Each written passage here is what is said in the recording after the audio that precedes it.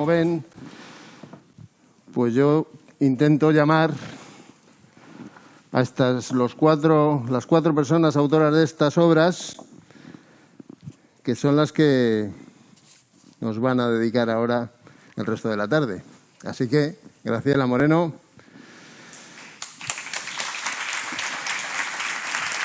Javier Menéndez, Paco Gómez Escribano y Natalia Gómez Navajas, por favor.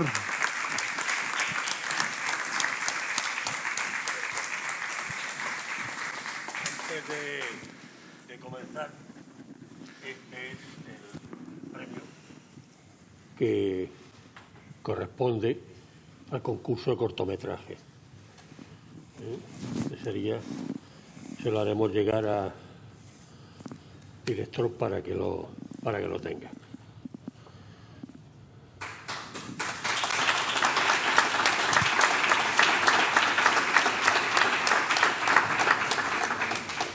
Y como ha dicho el director, el premio está patrocinado por el Centro de Estudios Luna Cerezuela de Cartagena. Tengo que decir, que una de los componentes, una de las directoras es mi hija. O sea, que quede claro. Pues gracias.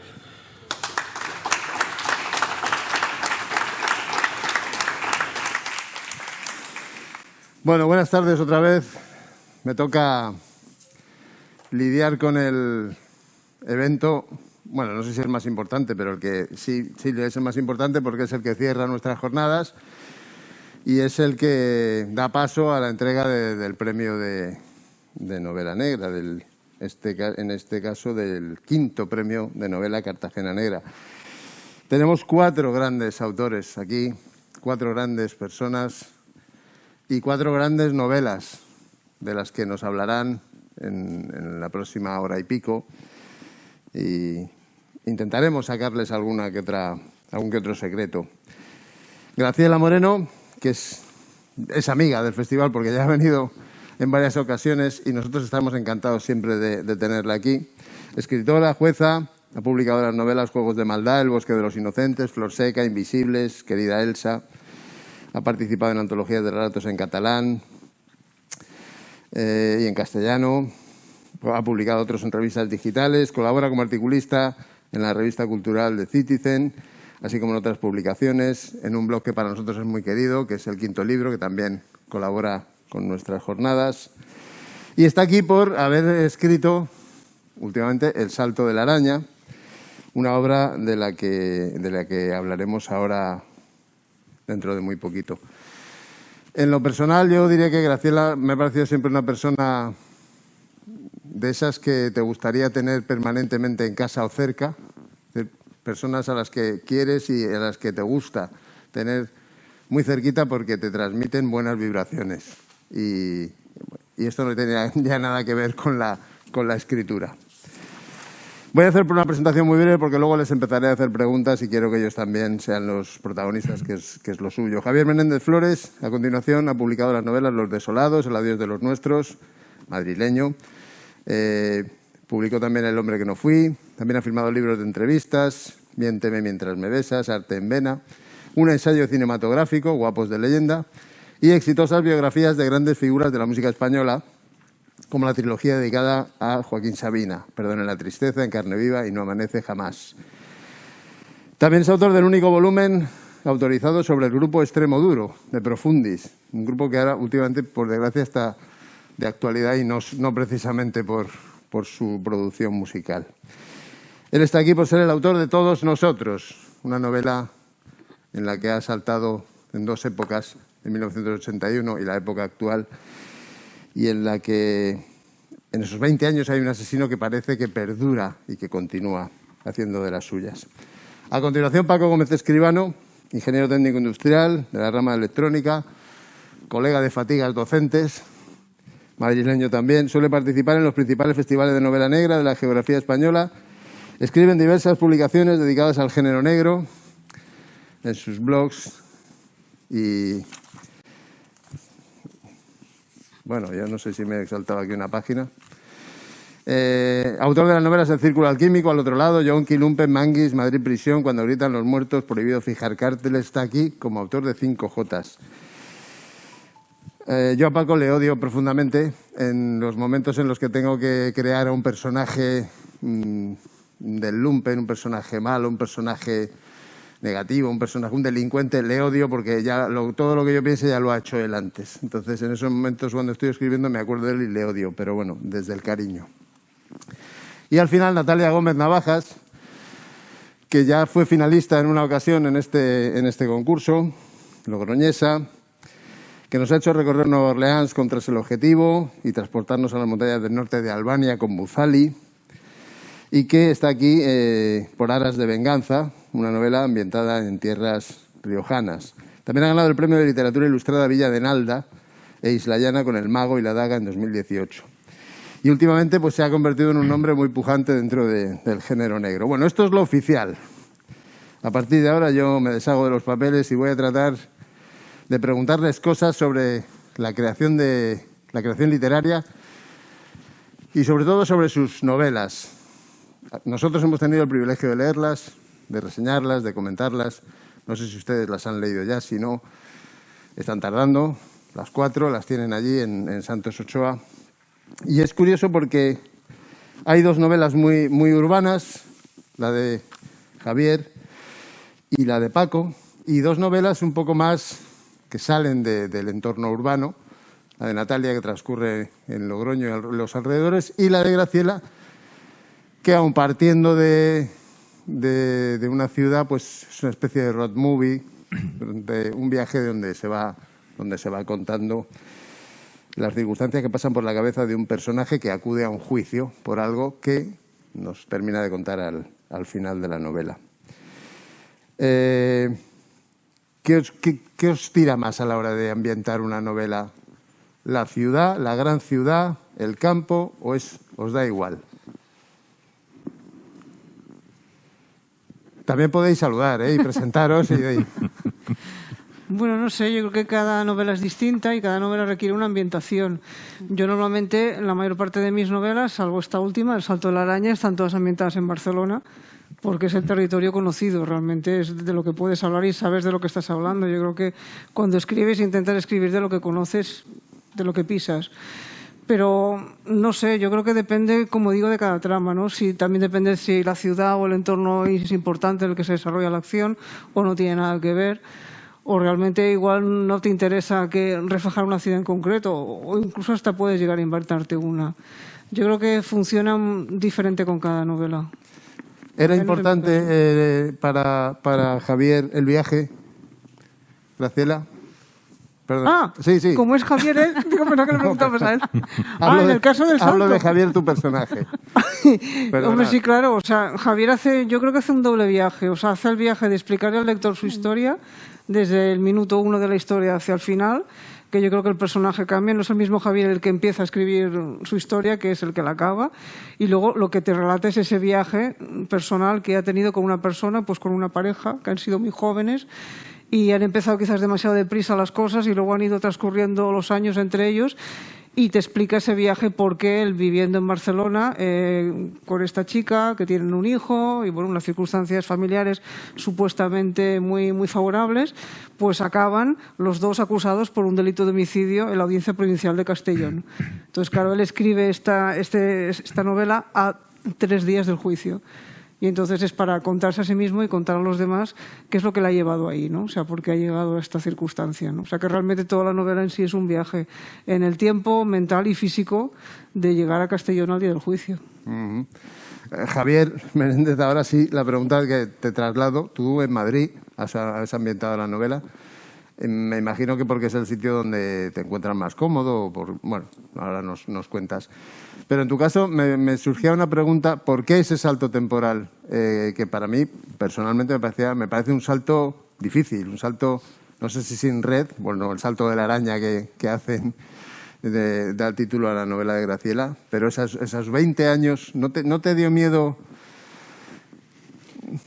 hacer ese salto? Era osado ese salto, puesto que estamos hablando de una novela de largo aliento, son 500 y pico páginas, y la primera parte de la novela prácticamente es una novela.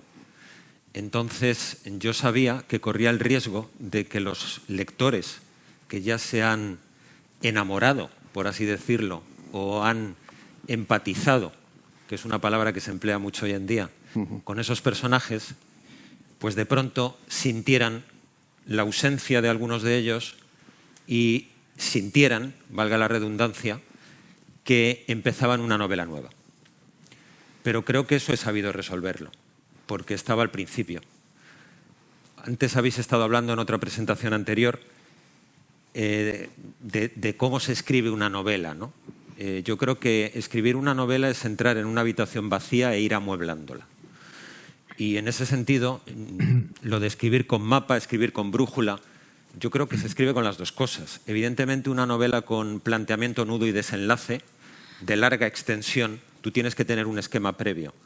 Pero sí que es verdad que, aun teniéndolo, yo me encuentro con sorpresas a medida que realizo esa travesía. De pronto aparece un personaje que no estaba previsto. Y eso es como una iluminación, ¿no? Es como una epifanía. Y bueno, pues como te digo, estaba previsto, estaba planificado y sabía cómo había que hacerlo, ¿no? Sabía cómo acometerlo. Y respecto a tu primera pregunta, estoy de acuerdo con lo que ha dicho Graciela. Yo creo que el escritor tiene que conocer un territorio para escribir de él, ¿no? Yo soy de Madrid. Madrid es mi territorio mítico, además, siempre, porque además creo que es una ciudad que contiene muchas ciudades, ¿no? Y que tiene muchas banderas sin tener ninguna. Y en ese sentido siempre he escrito de Madrid, es lo que me interesa, igual que Gabriel García Márquez escribía de Macondo, ¿no? Muy bien. Paco, el golpe que protagoniza tu novela, ¿de dónde sale? Bueno, pues la verdad es que a mí en esta novela me apetecía hacer un atraco, ¿no? Y ya salté un furgón blindado en mi novela Manguis y ahora yo decía, bueno, ¿y qué atraco? Porque, joder, un banco, no sé qué. Y se me ocurrió lo de los jamones, porque yo soy un gran aficionado al jamón de jabugo y tal. Y entonces yo empecé a echar cuentas, ¿no? Digo, bueno, pues a tanto el kilo, un jamón pesa tanto, no sé qué. Y luego me inventé un almacén por de estos refrigerado con unas condiciones con medio campo de fútbol o por ahí, más o menos, ¿no? Entonces empezabas a multiplicar kilos por jamones, por piezas de jamón, y al final era una pasta, pero una pasta como un golpe a un banco, ¿no? Entonces digo, pues mira, está menos visto esto que lo de un banco. Entonces me puse a hacer el atraco, me lo he pasado estupendamente diseñando el atraco. Yo lo que quería en realidad era ser atracador, pero no he tenido nunca el valor. Y al final pues me puse a estudiar y bueno, pues me lo he pasado muy bien. Y entre el Charlie y el Banderines, ¿quién es un poco el líder, el que es capaz de llevar a cabo ese atraco? Sí, obviamente el Banderines, ¿no? Porque me he fabricado un tipo, yo creo, muy, muy característico, claro, con un cociente intelectual de 160. Lo único que tienen en común es que los dos han nacido en el barrio, los dos son antiguos compañeros de atracos porque ellos han sido heroinómanos y tal, pero claro, el Charlie es un tío, hasta físicamente son distintos. El Charlie es un tipo bajito, gordito, y el Banderines es un tío pues rubio, con ojos azules. Y antes lo hablaba con Ana, con la mujer de Manolo, claro, es que también las parejas literarias siempre funcionan muy bien, y funcionan muy bien cuanto más complementarias sean, yo creo, ¿no? Y también lo hablaba con Ana, el Quijote no sería el Quijote sin Sancho, incluso ni Sherlock Holmes. Si hablamos de policial, pues no sería Sherlock Holmes sin el doctor Watson, ¿no? Entonces, por eso vino la cosa. Bueno, si el caso de Javier Menéndez dice que su territorio mítico es Madrid, el territorio mítico de Paco dentro de Madrid es Canillejas, está claro. Claro. Yo soy de Canillejas y yo creo que la novela negra casi siempre ha sido urbana. Hay rural noir, que se dice ahora, sí, claro que hay rural noir, pero mucho menos. Y esto es sencillamente porque la ciudad te ofrece muchísimas posibilidades, ¿no?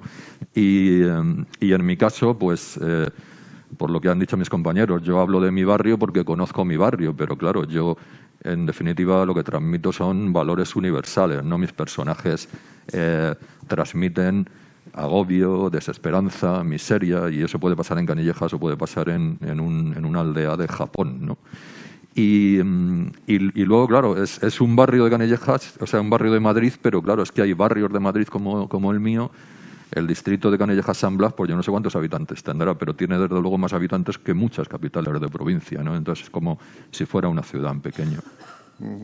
Ya que hablas de Rural Noir, nos lo deja votando para hacer la primera pregunta a Natalia, que se ha ido a su Logroño. ¿Tenías muchas ganas de ambientar una trama negra en tu ciudad? Sí, muchas.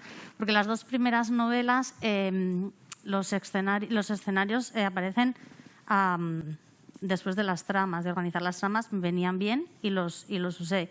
Y sí que tenía ganas, pero me daba mucho respeto, porque la mayor parte de mis lectores son riojanos. Entonces, sentirte de alguna manera observada, ¿no?, hasta el milímetro en las descripciones que presentas, el por qué llevas la novela a esas tierras, en cómo haces del paisaje y de la ambientación un personaje más, pues me creaba mucho respeto, hasta que encontré pues la semilla perfecta para poder ambientar la trama. Entonces sí que es cierto que esta vez elegí el escenario y a partir del escenario nació la trama de la novela.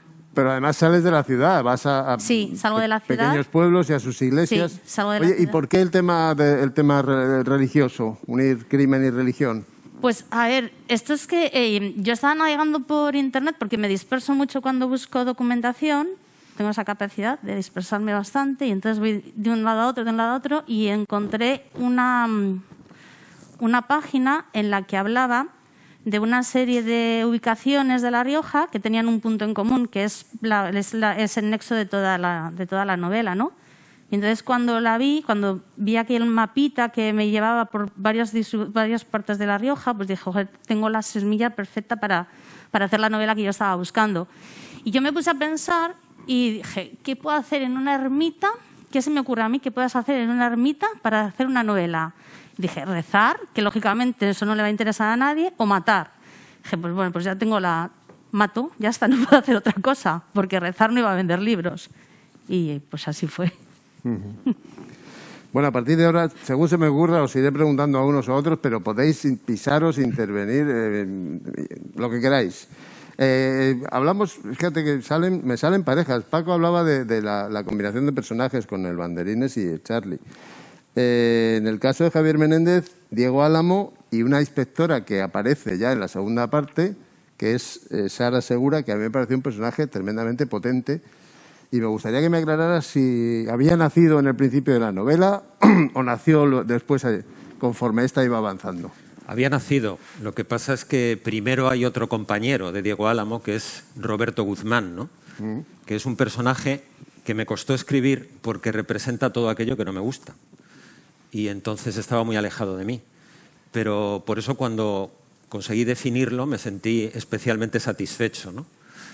Y al final, bueno, pues tenía que tener también su momento con Diego, Sara Segura. Y en ese sentido, pues la novela tiene ese atractivo de que primero son dos policías hombres y luego es un policía hombre, una policía mujer, y también hay una diferencia porque uno es el jefe de la otra, ¿no?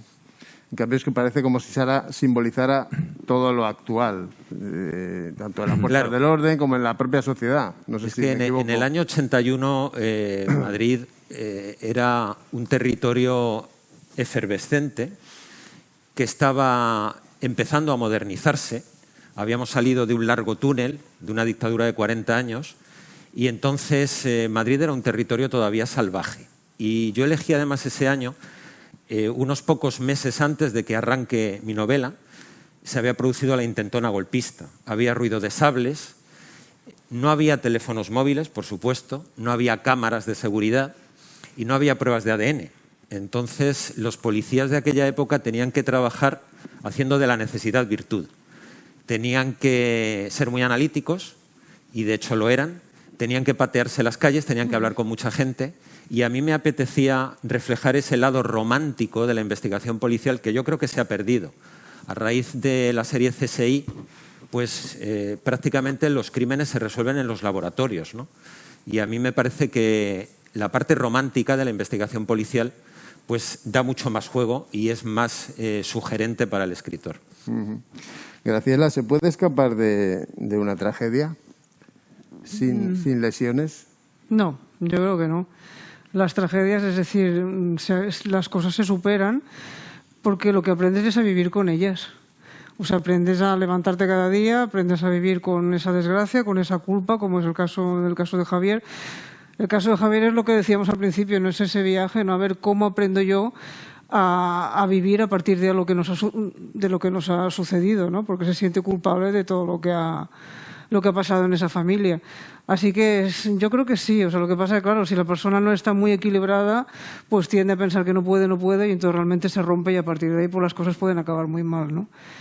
Y es precisamente esa reflexión la que hace Javier, ¿no? Al decir, bueno, yo es un chico muy joven, tiene 26 años, ¿no? Con lo cual, bueno, tiene toda la vida por delante, pero para él se la ha destrozado totalmente y es muy complicado.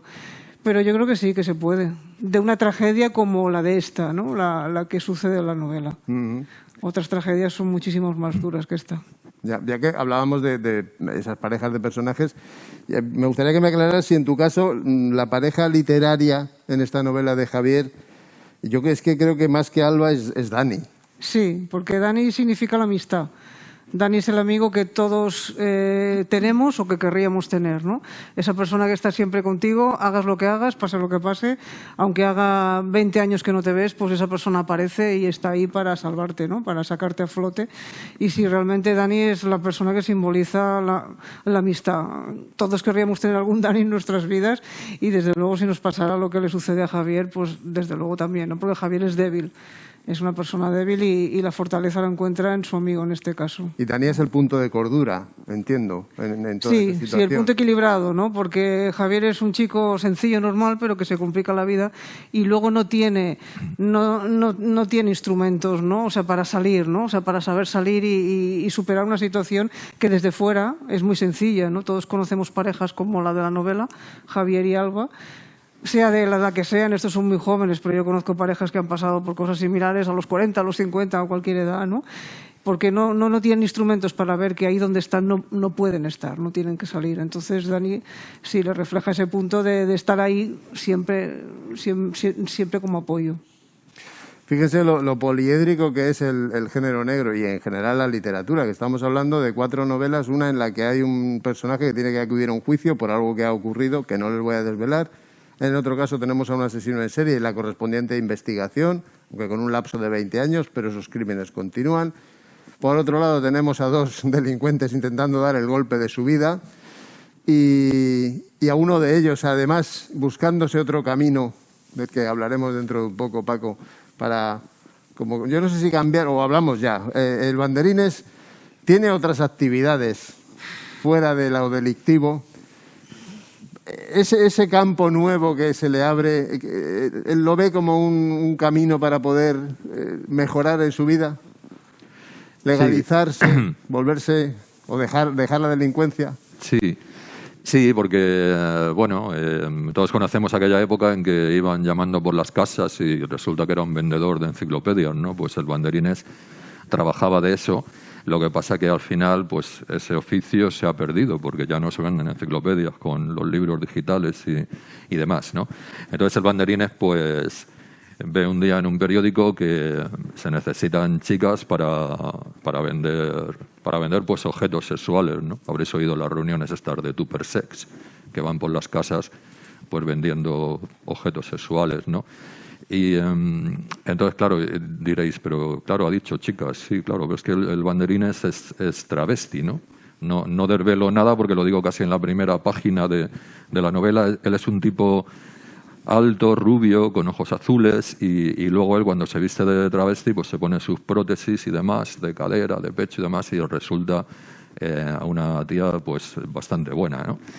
Entonces, pues él va a donde le hacen la entrevista y tal y finalmente pues acepta ese trabajo, ¿no? Y en estas es cuando le viene el Charlie con el soplo del atraco. Él ya tenía dejada la delincuencia. Él no pensaba volver a delinquir y demás, pero claro, pues resulta que al Charlie le está sangrando su exmujer porque obviamente tiene que pasar la pensión alimenticia, y él se da cuenta, el Banderines, que no llega al final de mes. Y además tiene a su madre en una residencia de la Seguridad Social bastante deprimente y tal, y quiere cambiarla. Y por eso al final acepta el golpe, porque él al principio no quiere, porque ha dejado atrás esa vida y demás, pero finalmente acepta. Uno cuando lee novela negra, bueno, cuando lee literatura en general, empatiza con los personajes, empatiza con los protagonistas, y en el caso de ellos pues ocurre lo mismo. Me imagino que como escritores también buscáis que vuestros protagonistas logren alcanzar esa empatía con el lector. Con el Banderines ya les aseguro que se empatiza casi desde el principio. Ah, sí, y yo quería también que fuera el primer atracador travesti, porque yo sí que había habido homosexuales, había habido, pero travestis creo que no. Bueno, es un capricho mío. Bueno, en Una tarde de perros atracan Al Pacino y su compañero un banco porque él se quiere cambiar de sexo y necesitan el dinero para la operación. Sí, pero en este caso él es travesti, o sea, él es heterosexual, lo único que él tiene un trauma con su madre de crío y tal. Sí que ha habido atracadores, pues ya digo, homosexuales, transexuales, pero travesti que yo sepa, ninguno que yo sepa, a lo mejor sí. Natalia, yo tengo bueno, a ti no, porque que entiendo que no es cosa tuya, un tirón de orejas a tu editorial o a quien haya hecho la promoción de tu novela, porque cuando uno lee la sinopsis en la web se habla de Luis Acevedo, este teniente de las GOES, y muy poco o prácticamente nada en la sinopsis de la comisaria Ana Sánchez, que para mí es quien protagoniza la novela. Sí. Es decir, ¿esto qué es una negación más, una discriminación más? Porque no. la verdadera protagonista es ella. Él aparece, bueno, pues rebotado de una situación que tampoco vamos a contar aquí, se incorpora a la investigación y, en cambio, en la sinopsis que hay en la web de tu editorial, el nombre de ella no aparece por ninguna parte. Bueno, es un poco por la fijación que el asesino tiene con Luis. Yo creo que es donde está toda la trama de la novela. Sí que es cierto que cuando yo empecé a escribir Aras, el protagonista para mí era Luis. Y el papel de Ana, yo sí que quería que hubiese una mujer, y nació Ana Sánchez. Y bueno, a mí se me revelan los personajes. Lo siento, pero a mí se me revelan. Yo tengo un empiece de una novela, y yo lo mismo que no sé qué va a pasar de aquí a dentro de media hora, pues en mis novelas no sé qué va a pasar. Yo intento tener el final, sí que es cierto que intento tener el final, tengo más o menos una idea de por dónde quiero que transcurra, pero yo me siento con mis personajes y hablo con ellos y los someto a situaciones, y hay unas que funcionan y otras que no, y las que funcionan van entrando en la novela.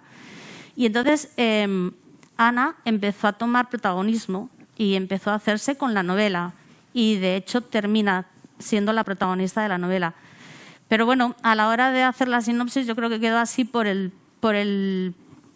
esa fijación que tiene el asesino con Luis. Ya, pero porque me llamó mucho la atención, porque sí que es cierto que yo había leído la novela y luego, pues por otras circunstancias, accedí a la web y me sorprendió que no apareciera el nombre, además de una comisaria, que no es una subinspectora, una inspectora, no, era una comisaria. Sí, porque cuando yo me creé el personaje de Ana, claro, yo, pues eso, siempre está la literatura y el cine y las series están, sí que hay mujeres, hay policías, hay subinspectoras, hay inspectoras, pero dije, bueno, pues ya que voy a crear una mujer, la creo con todas las consecuencias, un personaje femenino, y pues la hago comisaria. Y pues como era mi novela, pues dije, pues comisaria, y ahí está, marcando su ritmo, marcando su sitio. Y una cosa que me gusta mucho es que no está permanentemente, como ocurre con otros personajes femeninos, reivindicándose o queriendo demostrar que es igual de capaz que cualquiera de sus compañeros, no, sino que va a lo profesional. Claro, pero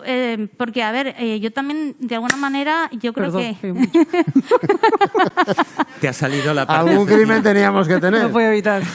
De formación ya. Pero bueno. ¿Sabes? De alguna manera yo creo que la fuerza que tiene Ana es por eso, porque tú dices que no se está recreando a lo largo de los capítulos en lo que le ha costado llegar, simplemente ella demuestra ha demostrado su valía, está ahí por méritos propios y no le hace falta estar llorando por los pasillos.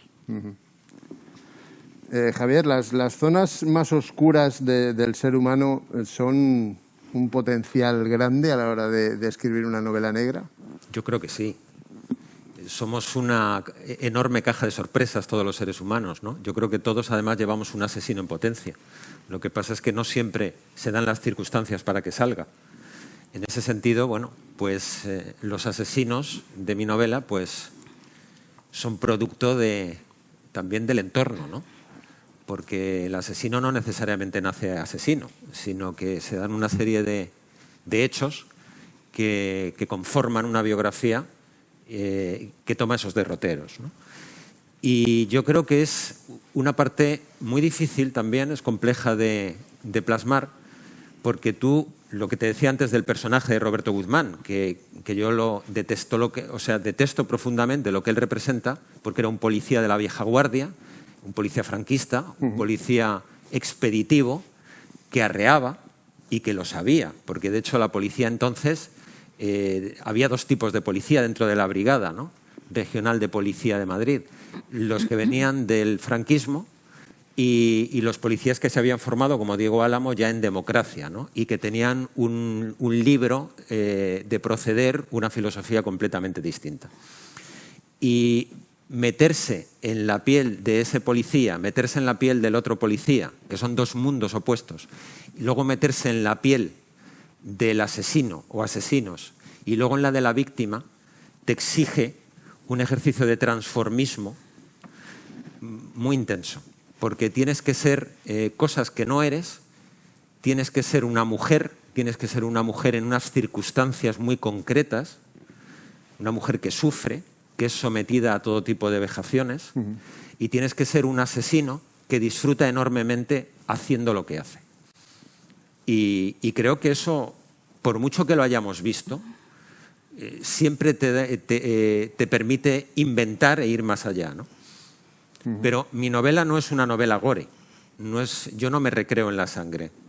Creo que es más la violencia psicológica, ¿no? Y lo que doy a entender que va a pasar, ¿no?, los puntos suspensivos. Pero no me gusta que sea explícito. Prefiero que la violencia se la imagine el lector.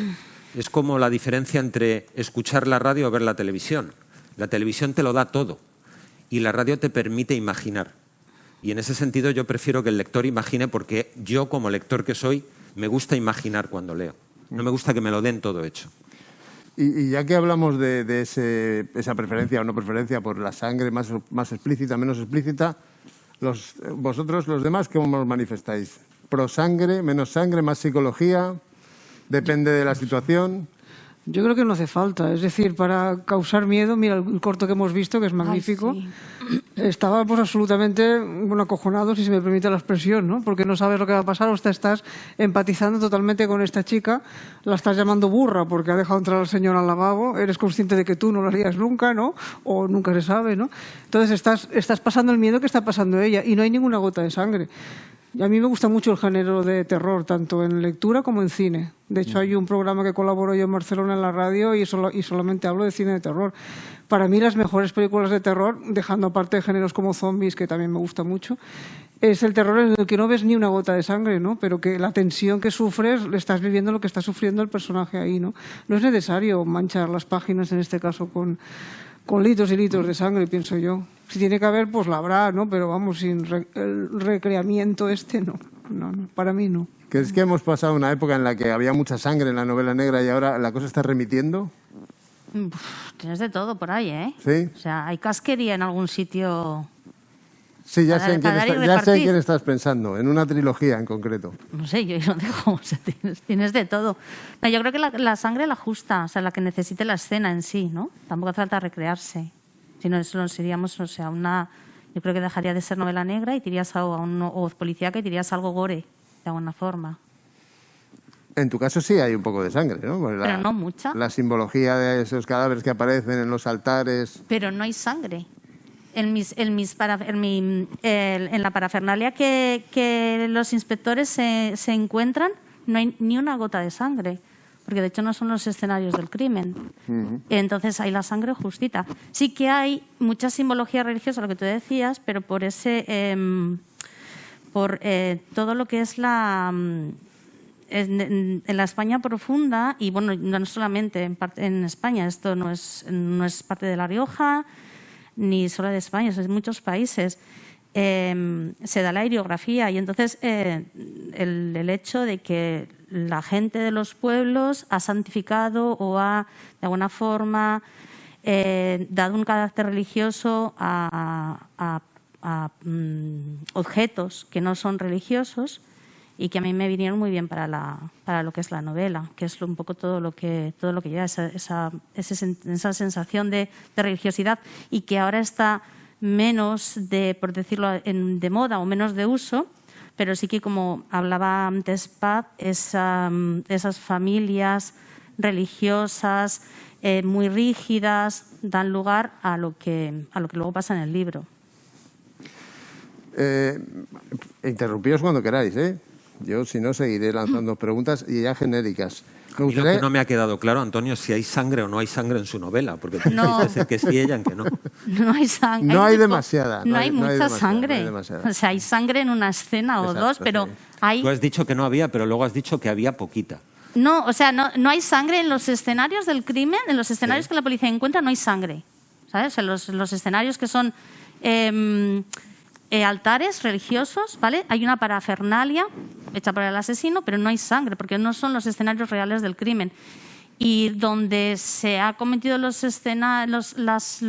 muertes, no hay sangre. Y sale una escena, pero no sé, tienes que volver a leer recreas. ese pasaje, Antonio. Debe ser eso. ¿Perdona qué? No, que se tiene que volver a leer ese pasaje.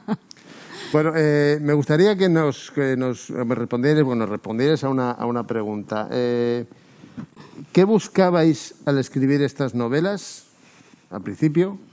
Y si después, una vez que llegado el momento del punto final, la revisión y demás, si realmente habíais encontrado lo que estabais buscando. Como dice la canción, la canción de U2, ¿no?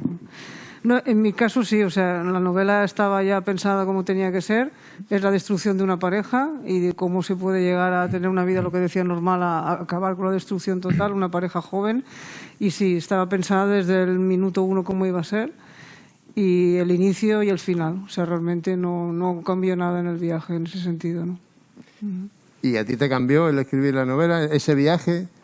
Pues sí, porque, a ver, uno de los retos de la novela era escribir como, a ver, o sea, la novela empieza con una primera escena en Vilafamés, Castellón, que es cuando la Guardia Civil llega a ese pueblo y en el cual pues hay un cadáver, no se ve quién es, ¿no? Y es donde detienen a Javier y a Alba, ¿no? Y a partir de aquí la siguiente escena es Javier escribiendo en primera persona. Entonces, claro, para mí el reto era escribir como un chico de 25 o 26 años, que es un chico que además tiene una profesión muy particular, que es exterminador de plagas. Es un chico que no tiene estudios más que los que ha necesitado para su profesión. Entonces, claro, no podía ser un lenguaje demasiado literario y escribir como un chico, pues como si dijéramos de su edad, o sea, ponerme en la piel de él, ¿no? Entonces, ese fue realmente el reto más importante de la novela.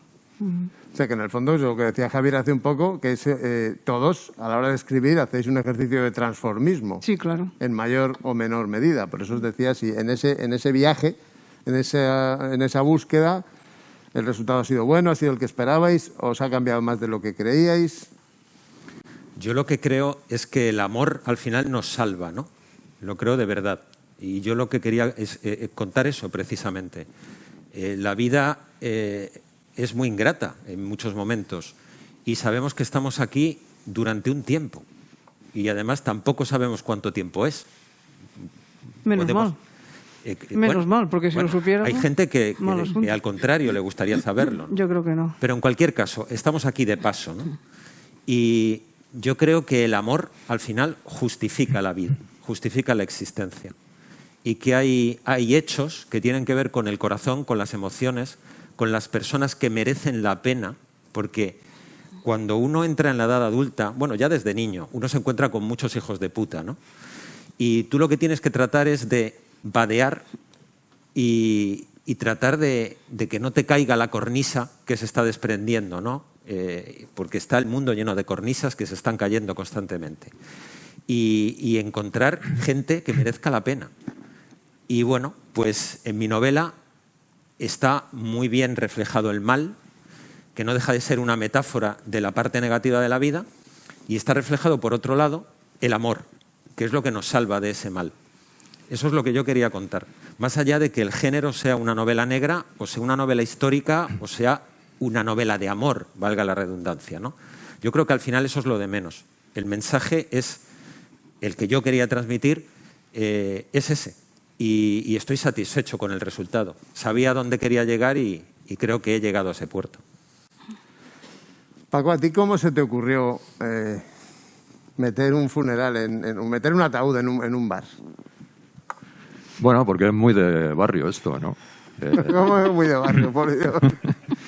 Claro, es que se muere un tipo y no tiene dinero y el cura no quiere tampoco poner dinero porque no, y no sé qué. Al final en la bodega pues hacen una colecta y meten el ataúd ahí en la bodega. Y además yo veía que eso quedaba como muy pintoresco y además el tipo está en el ataúd con su John Smith y con la camiseta de leño y tal. Bueno, todo muy de barrio y tal. Y la verdad que sí me gusta siempre poner escenas de esas que no tienen nada que ver con la trama, ¿no? Pero que a la gente le llaman la atención, ¿no? Bueno, no tienen que ver con la trama, pero dicen mucho del carácter de claro, los personajes que habitan en esa tasca. Sí. Y es bueno, yo lo entendí como un homenaje también al que se ha ido. Porque se ha ido claro. uno y podía irse cualquiera de los otros en cualquier momento. Sí, es como decía antes Javier, es todo muy metafórico y demás.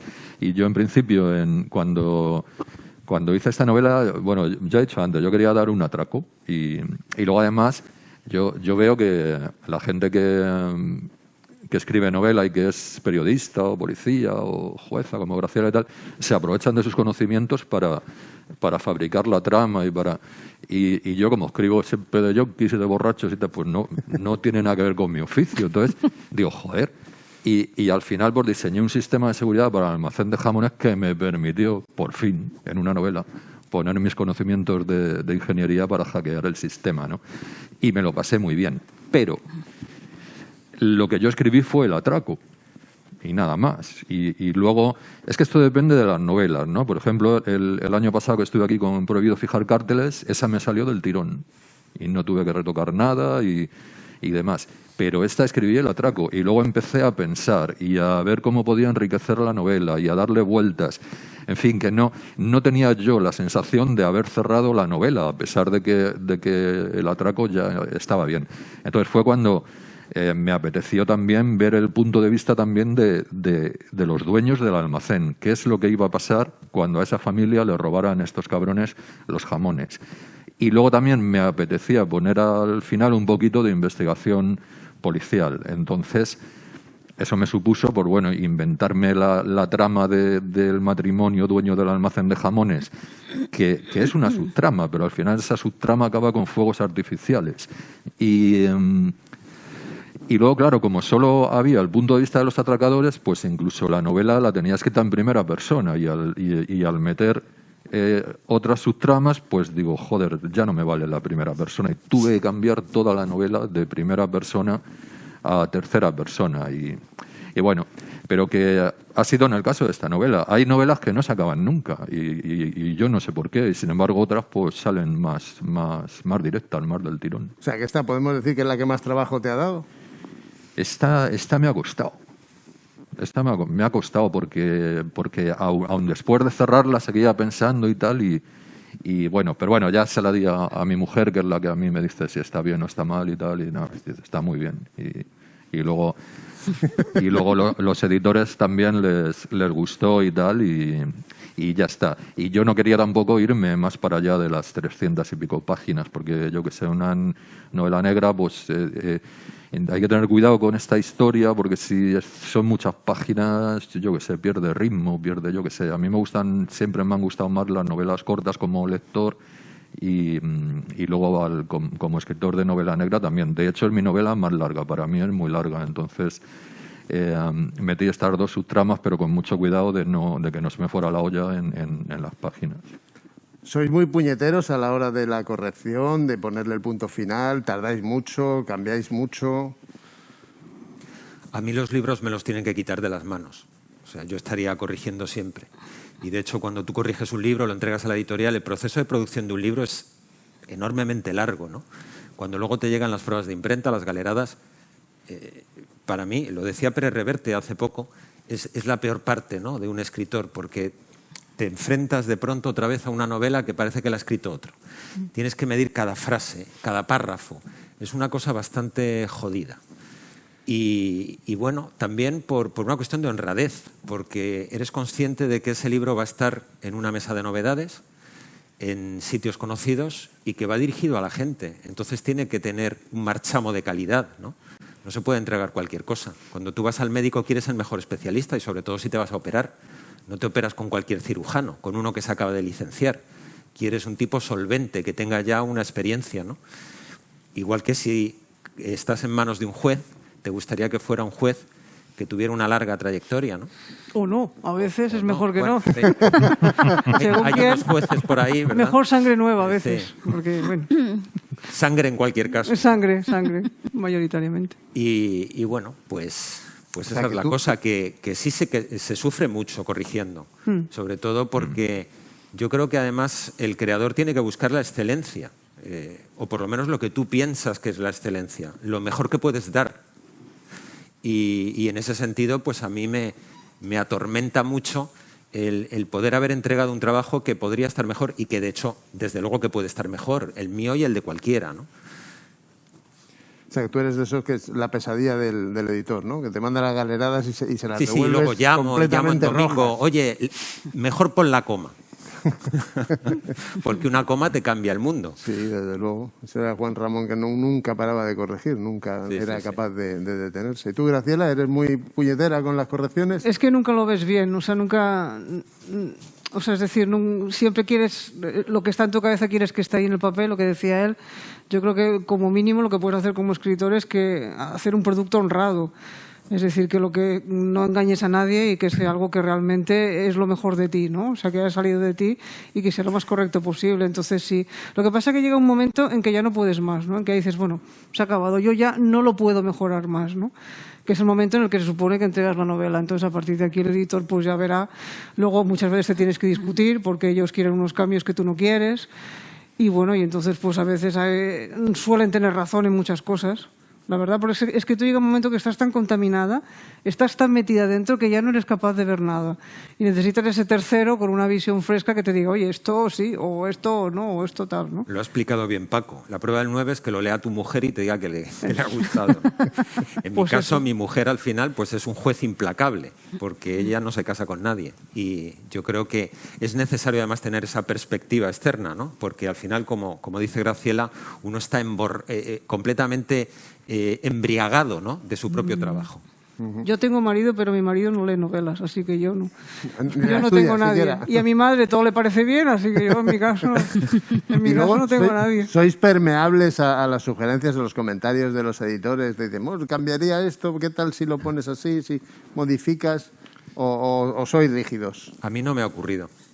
No me han hecho sugerencias de ese A tipo. mí tampoco, ¿eh? A mí tampoco. Entonces, yo qué sé. Pero que estoy de acuerdo con ellos. Es que yo cuando un escritor publica una novela, al final estás hasta las narices de la novela. ¿Por qué? Pues porque la has pensado, la has esquematizado, no sé qué, la has escrito, la has corregido no sé cuántas veces, la has dado a corregir, te la han devuelto, vuelves a corregir lo que te dicen y luego el cabrón del editor quiere que la corrijas otra vez más, por Dios. Y tú estás ya cansado de la novela, ¿no?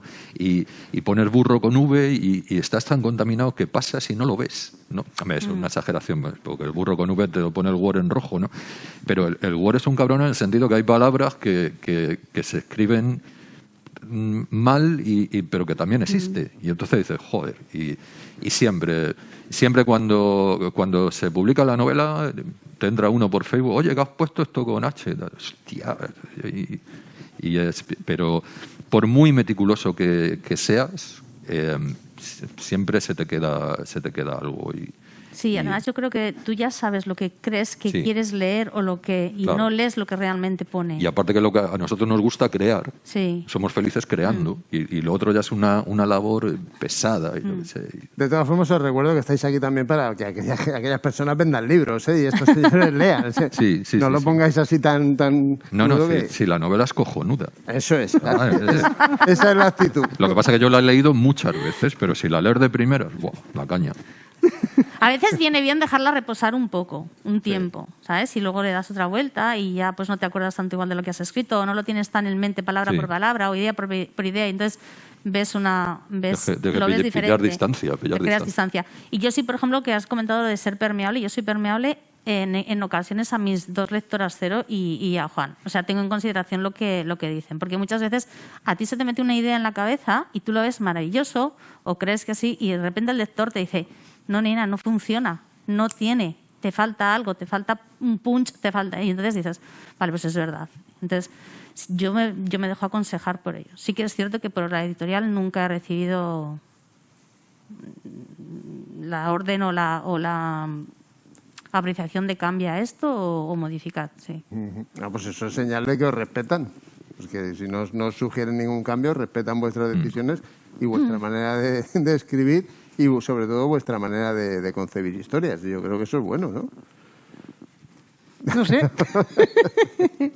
Depende. Bueno, estas novelas las escribisteis y las publicasteis el año 2020. ¿Qué tal fue literariamente el 2020 con la dichosa pandemia? ¿Cómo lo llevasteis? Fatal.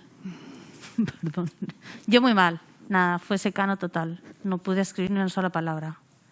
Fue un bajón creativo, no había manera, además no encontraba mi espacio, porque yo estoy acostumbrada a escribir por las mañanas, madrugando, ¿no? Porque luego el resto del día estoy trabajando, llego a casi las 10 de la noche a casa y ya no soy capaz de ponerme a escribir.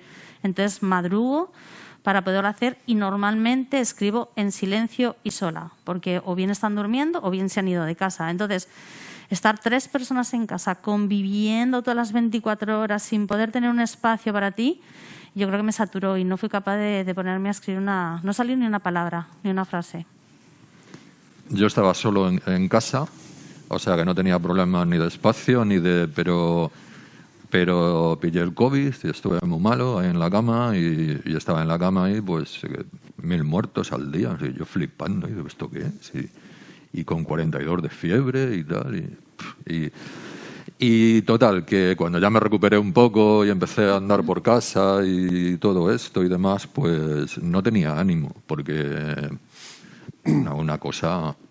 Me volvía el ánimo porque yo soy profesor, ¿no? Y nos confinaron y tal, y cuando venía a final de mes y veía que me habían pagado y sin trabajar, hostia, ahí ya levantaba un poco, pero no era suficiente como para ponerme a escribir, como para ponerme a idear una trama, porque yo cuando me siento a escribir, una cosa sí que tengo clara, y es que tengo que tener claro que debo disponer de un par de horas por lo menos al día durante un periodo de tiempo para sentarme a escribir, porque si empiezas a escribir una novela y dejas un mes de escribir, a mí por lo menos se me pira, ¿no? Entonces he preferido esperar, y después de la pandemia he tenido otras movidas y otras historias, y llevo bastante tiempo sin escribir, y ahora me he metido en otro jardín que acabo de terminar, y ahora ya creo que me pondré a escribir otra vez. A mí el confinamiento no me cambió mucho la vida en ese sentido. Yo llevo muchos años trabajando en casa, tengo 2 hijos, y entonces puedo entender lo que fue Saigón en el 68. Ya tiene el mayor 18 años, otro tiene 14, pero tener 2 hijos en casa, pues uno se tiene que acostumbrar a trabajar en unas circunstancias extremas, como te digo. Y bueno, pues en el 5.º libro que nos entrevistaron, me preguntaron si tenía alguna manía a la hora de escribir. Es verdad que las tuve en su día, pero precisamente por lo que te digo, vas teniendo hijos y esas cosas, y te tienes que aclimatar, te tienes que adaptar al medio, que dicen que la inteligencia es eso, ¿no? Adaptarse al medio. Y yo creo que lo único que hace falta para escribir es una mesa, una silla, un ordenador, y no necesariamente un ordenador, es decir, papel y boli, porque yo también escribo mucho a mano, Y una cosa fundamental, la voluntad de escribir. A mí me dijo una vez Serrat que la musa te tiene que pillar trabajando. Esa gente que dice, a ver si se me ocurre una historia. Bueno, ya, pero tienes que estar en el tajo para que se te ocurra, ¿no? Y es completamente cierto. Es decir, si tú estás delante de la hoja en blanco, por hablar del tópico de la creación, la única manera de que surja una primera frase o un primer brochazo es estando de verdad con ese ánimo de voy a crear algo de la nada. Que esa es otra cosa que me parece milagrosa, ¿no?, de la creación. Que lo que te decía antes, es una habitación vacía y la tienes que ir amueblando con cosas. Y lo que es acojonante de la creación es que aquí estamos 4 escritores y si tú nos dieras una serie de ingredientes exactamente los mismos a cada uno de los 4 para escribir una novela, haríamos novelas muy distintas, porque venimos de distintos sitios, porque tenemos distintas experiencias vitales, tenemos distintas emociones. Y eso va a hacer nosotros 4 y otros 1000 escritores. Es decir, lo importante de una novela no es el tema, es el tratamiento del tema y el estilo. Eso es lo que establece la diferencia.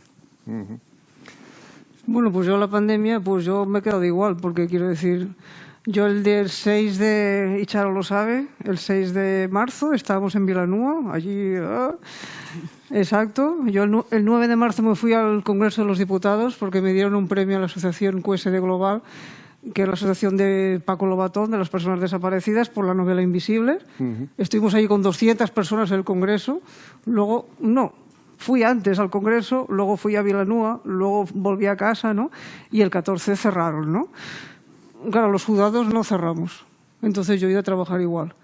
Lo único, estábamos trabajando, si cerraron el 14, no sé si fue el 18 o el 19, estábamos trabajando y nos dijeron, la planta de arriba están desinfectando, igual que os vayáis, ¿no? Entonces nos fuimos, porque había casos de COVID arriba, y estuvimos 15 días, los juzgados de guardia nuestros funcionaban igual. Y no había mascarillas, porque para variar en justicia, una de las razones por las que la justicia va lenta es porque no hay presupuesto para la justicia, nunca. Entonces, pues bueno, pues estuvimos 15 días cerrados, yo estaba en el juzgado de lo penal, pero luego al cabo de los 15 días pues empezamos a trabajar. No podíamos hacer juicios, pero claro, suspendíamos todos los juicios, montábamos la agenda, la montábamos para mayo, en mayo no se pudo hacer la agenda, en junio empezamos a hacer algo, en julio ya empezamos a hacer juicios normales, ¿no? Y mientras tanto, pues bueno, en casa yo vivo en un piso de 70 metros cuadrados, somos 4, mi hija tiene 26 años y mi hijo tiene 20 y la verdad es que la convivencia es muy buena, ¿no? Quiero decir, cada uno tiene su espacio y yo no veo... Yo estoy acostumbrada a lo que decía el Javier, ¿no? O sea, yo no tengo despacho propio para escribir, yo escribo donde pueda, salto de mata y donde me dejan, ¿no? Entonces, bueno, pues estuve acabando de corregir esta novela, El Salto, porque la tenía que entregar en junio, esta novela salió en septiembre, porque era premio Letras del Mediterráneo y por narices tenía que salir en 2020, porque era premio 2020. Y mientras acabé de corregirlo, luego salió un proyecto también con otras personas que al final ha quedado parado, desgraciadamente. Pero bueno, es un proyecto muy bueno, pero bueno, ahí está. O sea que entonces de manías a la hora de escribir no hablamos, porque si estáis acostumbrados a escribir en cualquier sitio, yo no tendréis especiales manías, ¿no? Es que no puedes tenerlas. Cuando no tienes tiempo o cuando no tienes espacio, pues escribes cuando puedes. Quizá los escritores que peor lo pasaron eran los que tenían más manías y no podían cumplirlas porque tenían que convivir de una manera... Eso les pasa por tener manías. Vosotros no, manías tampoco, Natalia. Yo café, café a raudales. Café, bueno, sí. pero eso... Pero bueno, casi y soledad, lo que te he comentado, soledad, sí. Y si no, bueno, pues los cascos. Lo que pasa que, pues no sé, la situación del COVID fue diferente, fue algo que no sabes cómo reaccionar, ¿no? O sea, una cosa que no has vivido nunca, a la que no te has enfrentado nunca y no conoces a nadie que se haya podido enfrentar a eso para que te pueda hablar de su experiencia. Y yo creo que nos tocó a todos. Y yo te digo, en mi caso fue no poder producir nada, imposible. Pero es que tampoco podía leer, o sea, no me concentraba. Me dediqué a hacer centangles, eso sí. Vine a la casa de centangles, hice mucho yoga, medité mucho, pero era lo único que me calmaba. El resto no había manera, no había forma. Bueno, os decía que, bueno, ustedes lo saben también, estas novelas se publicaron en el 2020. ¿Qué hay de nuevo ahora en cada uno de vosotros? ¿Qué es lo próximo que vamos a leer? Paco ha confesado algo, ¿no? Paco ha confesado, pero poco. Ha dicho que tenía una historia, pero no nos ha dicho gran cosa. Pues no lo sé, porque todo a veces alucinan, ¿no? De repente la editorial te pide algo o no te lo pide, o de repente tienes algo y te dicen que no, o de repente no tienes nada y te piden algo y te tienes que poner a toda hostia a escribir. No sé, yo lo último que he escrito es un ensayo de cómo escribir novela negra y tal. A lo mejor se publica, a lo mejor no, es para un curso, ¿no? Y luego tengo otra a medias, pero a medias porque, bueno, me pilló una movida antes de la pandemia que tuve que dejarlo. Y es lo que decía antes, ya pasó demasiado tiempo como para reanudarla, pero todo este tiempo la tengo en la cabeza. Y de cómo la dejé a como yo ahora la concibo en la cabeza, pues ha variado bastante. Me hace bastante ilusión retomarla. Y tengo escritas 100 páginas y bueno, pues ya te digo que tengo bastante...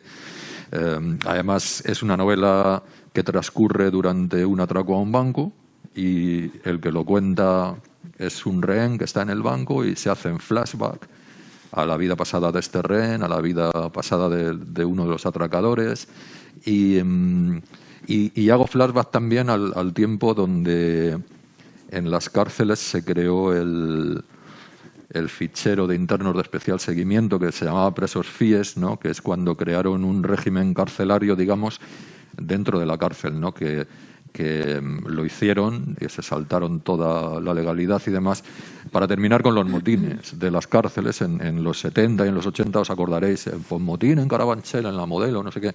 Claro, pero hacían motines porque las condiciones eran muy, muy malas de los presos, ¿no? Y me interesaba esa parte también de la historia de este país. Natalia, ¿qué tienes en perspectiva? Ya lo sabes tú. Yo lo sé, pero ellos no. Una novela acabada, es que no sé, que es un thriller psicológico. Sí, podría ser. sí. Bueno, tú has leído la primera parte, la segunda no. Y bueno, pues espero que salga para primeros del año que viene. Y bueno, pues ahí está. Es una fiscal muy rígida que siempre tiene en cuenta, o sea, se rige por la ley, no se sale ni un centímetro, ni un milímetro de lo establecido. Y bueno, pues se presenta una ocasión en su vida, un hecho en su vida que le hace replantearse toda su existencia. Y hasta ahí puedo leer. Hasta ahí. Un personaje muy potente, se lo aseguro. Sí, es un cambio narrativo completo de estilo y bueno, pues no lo sé. A ver. Estoy escribiendo una novela negra, la llevo bastante avanzada. Todos nosotros es una novela autoconclusiva, es decir, no tiene una continuación, pero algunos de sus personajes sí. Eso te iba a preguntar. Entonces hay personajes de todos nosotros que tienen una continuación en esta novela y en eso estoy. Y aparte de esta novela, a finales de octubre voy a publicar un libro de no ficción que es una suerte de diccionario enciclopédico cultural sobre los años 80. Entonces abarca música, literatura, moda, fotografía, pintura. Es un poco, la idea surge a partir de la movida madrileña, pero hablando de las otras movidas que se dieron simultáneamente en Madrid, porque la idea que ha trascendido de la movida madrileña es muy injusta, muy elitista. Parece que solo estuvieron Alaska y Pedro Almodóvar y Radio Futura, pero en Madrid surgieron otras expresiones artísticas, otros alientos. Estaban los chichos y los chunguitos, estaba Barón Rojo y Obús, estaban los flamencos, estaba el cine kinky y todo eso lo he querido plasmar en el libro. Es un libro que tiene cerca de 500 entradas, que me ha dado mucho trabajo documental y se publica a finales de octubre. Pero lo que me tiene realmente contento es la novela, porque es en lo que más a gusto me siento, porque ahí eres un pájaro, ¿no? Eres completamente libre. Cuando escribes un libro, una biografía o un libro como el que voy a publicar ahora, pues ahí te tienes que atener a los hechos y por lo tanto tienes poco margen de maniobra. Eso quería preguntarte, tú que has escrito muchas biografías y demás, si te encontrabas mejor en la ficción o en la no ficción. No, vamos a ver, escribir libros de no ficción es como ir al gimnasio, trabajas la musculatura. El periodista, si tiene la ocasión de escribir para un periódico, pues evidentemente estás en contacto con el lenguaje y con la escritura, pero crear es otra cuestión, ¿no? Crear una historia que surge de tu cabeza y que tienes que dar vida a una serie de personajes, eso no tiene nada que ver, es punto y aparte. Y en ese sentido, bueno, pues yo me siento mucho más libre, como es lógico, escribiendo novela, siempre ha sido así, que escribiendo libros de no ficción, pero los libros de no ficción que he escrito, las biografías, han respondido muy bien y, por lo tanto, yo no le voy a hacer feos a eso. Lógico. Porque además no creo en los géneros. Es decir, yo creo, cuando me preguntan, ¿tú te consideras novelista? Yo me considero escritor. Y yo cuando era niño lo que quería era ser escritor, en el sentido estricto del término, ¿no? Una persona que es capaz de escribir de las cosas más dispares, ¿no? Oye, y bueno, ya lo has mencionado, pero a mí me llama mucho la atención todo el tratamiento de los años 80. Tú por edad eras pequeño en los años 80. En el 81 yo tenía 12 añitos. Por eso te digo que... Entonces el trabajo documental me ha llevado cerca de un año. Pero yo fui, no obstante, un niño precoz, y yo en los 80, en el Ecuador de los 80, yo ya salía de noche. Sobre todo porque los hermanos mayores de mis mejores amigos, de 2 amigos en concreto, eran amigos de Almodóvar y toda esta fauna. Entonces yo he conocido la Bobia, yo he conocido la Vía Láctea en aquellos años. Y luego, con el tiempo, yo he escrito de noche en la Guía del Ocio de Madrid durante un lustro. Yo he cubierto todas las discotecas famosas, los bares de copas, y entonces he conocido pues no solo el caldo de cultivo, sino a todos los empresarios de noche, y he trabajado de camarero. Porque es que parece que en España eso no se puede decir. Todos los escritores son académicos, ¿no? Y en Estados Unidos no. En Estados Unidos mola mucho decir que un escritor ha sido camionero, ha sido taxista, ha trabajado en un barco. Entonces todo eso le da una mítica y le da un halo de leyenda que es muy apetecible. Y sin embargo en España no. En España todos caminamos de puntillas, ¿no? Pues no, yo creo que es necesario para escribir, por ejemplo, buenos diálogos, haber hablado con mucha gente diversa, ¿no? Yo he trabajado de camarero cuando era joven y he trabajado de relaciones públicas y me he movido en ambientes distintos, ¿no? Y yo creo que eso luego me ha ayudado mucho a la hora de escribir. Y luego he hecho muchísimas entrevistas. He entrevistado a lo mejor a 600 personajes bastante conocidos. Y cada uno era de su padre y de su madre. Y cuando haces muchas entrevistas aprendes a hacer diálogos. Por lo que te decía antes de la corrección, ¿no? Ese exceso de celo, de pulir y pulir. Graciela, ¿y tuyo nuevo qué nos espera, qué nos aguarda? Pues no lo sé, porque yo tengo una novela acabada, se la he entregado a mi agente y a ver ella qué puede hacer. De momento está la cosa ahí en la intriga. ¿Negra también? Yo creo que no es una novela negra. Lo que pasa es que yo soy muy mala para las etiquetas, no me gustan las etiquetas precisamente, pero entiendo que son necesarias y que en algún sitio de la librería te tienen que colocar, ¿no? Pero yo sinceramente pienso que no es una novela negra, es una novela de intriga, podríamos calificar, ¿no? No sé dónde acabará, ni si alguien la querrá, no sé, o sea que estamos aquí a la espera. Vale, esperemos que sí, de ser un poco más optimista. No se sabe. Bueno, pueden interrumpirnos cuando quieran, ¿eh? Pueden preguntarles lo que quieran. No, esta vez no, yo no. Yo he leído a Paco y a Graciela, a Javier no. Muchas gracias. Lo siento. Es que no me ha dado tiempo. A ver, no, es que no me ha dado tiempo ahora. Los he leído para venir al festival y es que no me ha dado tiempo de leerte, ya lo siento, pero estás pendiente, estás ahí. No, tú también estás pendiente, tengo que decir. Es que no ha sido imposible. Llevamos un mes de agosto un poco complicado y ha sido, Hombre, ya ha sido difícil.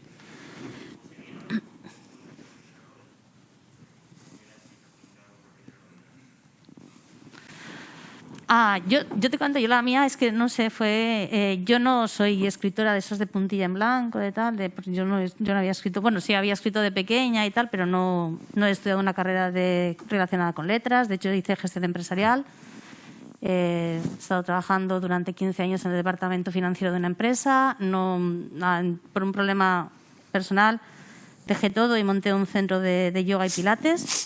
Y bueno, un día pues decidí ponerme a escribir una historia. Le dije a Juan, pues tengo una historia y bueno, pues la voy a ver si puedo escribirla. Empecé a escribir, yo no tenía ninguna intención de hacer una novela, salió tras el objetivo, no sabía qué hacer con ella. Una cliente mía me comentó que conocía a un chico que trabajaba en una editorial y me dijo, si quieres le digo que hable contigo. Yo, ¿para qué? Y dice, pues hombre, para que se la lea y vea si puedes. Y bueno, pues vale. Y entonces me dijo, toma su correo electrónico, es que está esperando a que hables con él. Y yo hablé con él y me dijo, bueno, pues tardaremos en darte una opinión, pero te la daremos. Tanto si sí como si no, pero tardaremos porque esto ya es su tiempo. Y a los 15 días recibí un mensaje que querían la novela. Y entonces ese fue mi inicio en el mundo editorial y literario. Y a partir de ahí pues han seguido así las otras. Sí, la verdad es que he tenido suerte. ¿Eh? He tenido suerte. Sí, sí. Sí, bueno, yo en mi caso la primera novela que escribí fue un thriller porque a mí lo que me gusta es la novela negra, pero precisamente porque me gusta y tal, sabía de la dificultad de escribir novela negra y no me atrevía. Entonces me monté una especie de thriller que era una intriga en la Catedral de Toledo y en mi caso se la di a un editor que es de Toledo y entonces yo creo que le engañé y me la publicó, ¿no? Y luego publiqué un segundo thriller con ellos y luego ya hice mi primera novela negra, ¿no? Se titulaba Yonki, o sea, y encima pretendía que la contara un yonki como así fue en primera persona, ¿no? Y dije, esta sí que no me la publican. Y entonces, a raíz de ir por festivales y tal, pues conocía, pues como nos conocemos, ¿no? Y conocía, me acuerdo, a Javi Abasolo y a Jon Arretxe y les hablé del proyecto y tal, y dice, pues mándasela a Erein, venga, no sé qué, dice que aquí no estamos escribiendo más que vascos y tal, y tiene que entrar más gente y tal, y la verdad que se la envié y bueno, me dijeron que no, y curiosamente, para que veáis lo que es este mundo editorial, a los 3 o 4 días, dice, a lo mejor nos hemos precipitado al decirte que no, y ahora sí la queremos. Y bueno, y realmente mi primera novela fue la segunda, se llama Al otro lado, ¿no? Y esa me la cogió una gran editorial e incluso me dieron 3.000 pavos de adelanto, que yo flipé, y esa gran editorial nunca llegó a publicarlo y al final la publiqué también con Ledoria. O sea, esto es una cosa que, bueno, a lo mejor hay autores que sí tienen una trayectoria tal y no sé qué, y claro, y presentan y publican la primera novela con Planeta y la segunda con Planeta y a la tercera le dan el Nobel, ¿no? Pero vamos, no en mi caso ni el de la mayoría de escritores. La gente además se cree que los escritores son gente rica y tal, y la mayoría de los escritores tenemos otro trabajo, obviamente. No hay más que vernos. Yo mi primera novela la publiqué en el año 2005 en Plaza y Janés. Había publicado 3 libros antes que eran de no ficción y le dije a mi editor que tenía una novela. Él no era un editor de novela, pero me dijo, bueno, envíanosla y ya te contaremos. Les gustó mucho. Los Desolados era una historia de amor urbana. Y al año siguiente publiqué otra novela en Ediciones B, una novela policíaca, no exactamente una novela negra, El adiós de los nuestros. Luego ya no volví a publicar novela hasta el año 2017, que publiqué junto con Melchor Miralles El hombre que no fui, basada en el crimen de los marqueses de Urquijo. ¿Y por qué ese arco tan amplio sin publicar novela? Pues porque enlacé una serie de títulos de no ficción y me dejé las novelas pendientes, que es precisamente lo que más me gusta escribir, ¿no? Y bueno, pues después de El hombre que no fui, he publicado Todos nosotros, pero aspiro a publicar a partir de ahora más novela y menos ensayo, o fundamentalmente novela.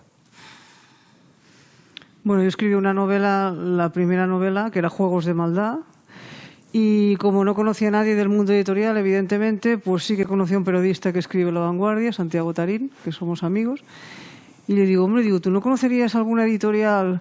Bueno, pues ya les diré, ya hablaré con los de Grijalbo, a ver qué tal, ¿no? Paralelamente, y esto Charo no sé si lo sabe,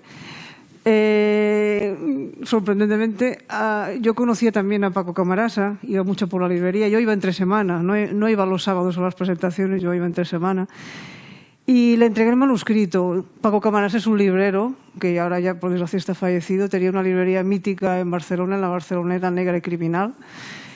La única librería especializada en el género durante muchos años era esta librería.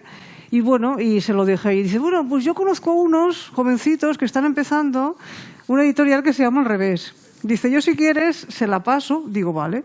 ¿Y qué pasa? Los tiempos, ¿no? Los tiempos editoriales son eternos, ¿no? Es como coger el reloj y estirarlo, ¿no? Tú la mandas, un mes, 2 meses, nadie te dice nada, ¿no? Entonces, ¿qué pasa? Que me llaman los de Grijalbo y dicen, que nos ha encantado, no sé qué, que la queremos publicar, ¿no?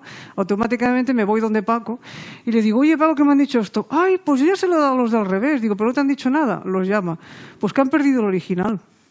Digo, Digo, entonces, ¿qué hacemos, no? Entonces, pues nada.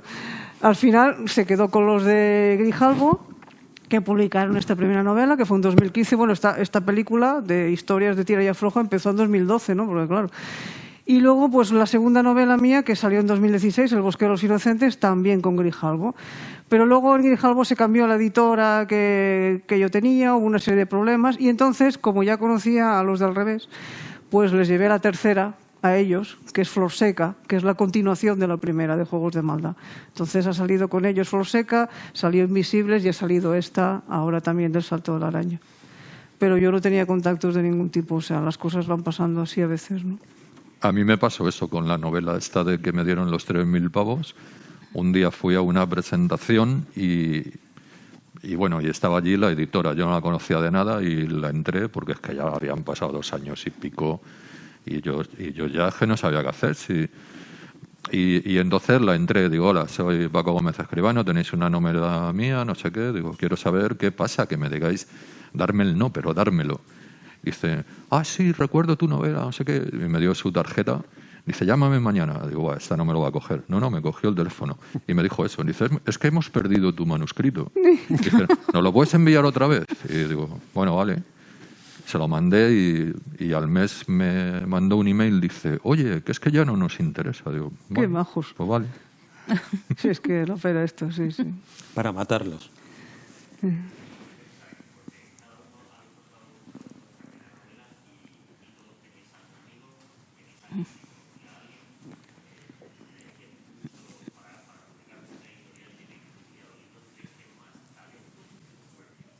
Uy, esa pregunta es muy compleja, ¿eh? Buf. Tiene una complejidad. Moderar está la expectativa. Es muy complicado. El mundo editorial es impresionante. O sea, no, es un mundo aparte. O sea, tú puedes estar en una editorial que tiene una distribución normal y la novela triunfar. Por ejemplo, hay una novela que a mí me gusta mucho que es Panza de burra. No recuerdo el nombre de la editorial. Es una editorial muy, muy pequeña. Bueno, pues ha vendido muchísimo. Y no tiene ninguna promoción más que el boca a boca. Y luego hay las novelas estas que tienen una promoción bestial, que sí, que claro, evidentemente venden por la promoción bestial. Es como lo que pasa en Sant Jordi, en Barcelona. Sant Jordi se venden más títulos, me parece a mí, que en las 2 o 3 semanas de la Feria del Libro de Madrid. En un solo día, no es una salvajada.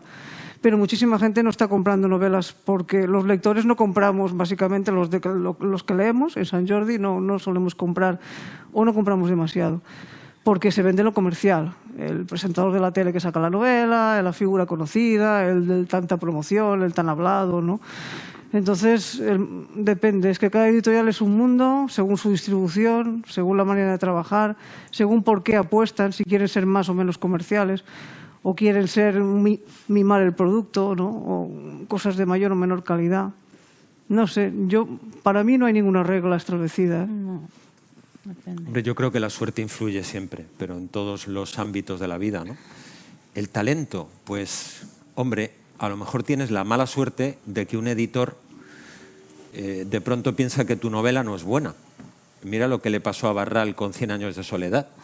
Ahí cometió el mayor traspié de su vida, ¿no? Porque no se la quiso editar. Y casos como ese ha habido muchos, ¿no?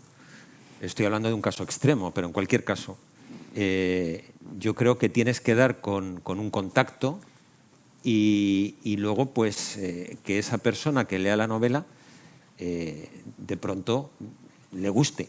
Entonces eso, evidentemente, la novela tiene que ser sólida, ¿no? Yo creo, no hay ningún editor que le regale, salvo el caso que ella ha dicho, si yo soy un presentador de televisión muy famoso, pues me van a publicar cualquier cosa. Belén Esteban, por ejemplo. Sí, bueno, pero Belén Esteban no ha escrito novela. Belén Esteban, el día de Sant Jordi, tenía una cola que ríete tú de nadie. Pero otra cosa es que publique novela, ¿no? Ya, pero estamos hablando de que ella pone su nombre y ella está firmando y está cobrando. Y los cocineros, los youtubers. Pues también. Pero no estábamos hablando de literatura. Sí, pero aparte de que le guste, que has dicho tú que le guste, que coincidas con un editor que le guste, también que se ajuste a lo que el mercado está pidiendo. Yo creo que en la moda hace mucho, porque no olvidemos que una editorial es un negocio. Y entonces, bueno, pues hubo... Bueno, pues oye, tiene su público. Los escoceses pelirrojos ahí están. Te quiero decir. Y hay mucha gente que... O sea, posiblemente haya muchas más escritoras y escritores, que creo que en su mayoría son escritoras, de romántica que vivan de la escritura que escritores de novela negra. Seguro. Seguro. Pero ¿vale? también hay que valer para eso, hay que saber Hombre, escribir una novela romántica. Sí, es decir, lógicamente sí, ¿sabes? No creo Pero- que haya que desdeñar ningún género ni ningún No, tipo de... no, en absoluto. no. Yo le tengo mucho respeto a cualquiera que escribe una novela y se la publican y esa novela se abre su camino. Y no estoy de acuerdo con la gente que critica a los que venden mucho. ¿Por qué? Pues qué suerte tienen.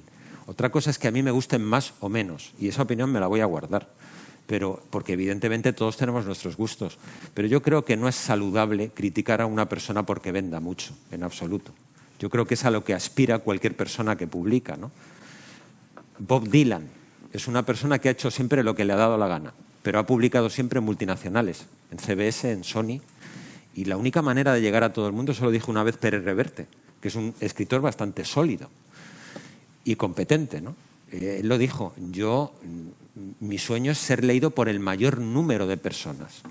Yo creo que no hay ningún escritor que no firme eso, porque al fin y al cabo, ¿para qué escribimos? Para gustar y para ser amados, de alguna manera, ¿no? Y esa es la única manera. Una pregunta y yo tengo dos para finalizar, porque tenemos que ir terminando. Sí.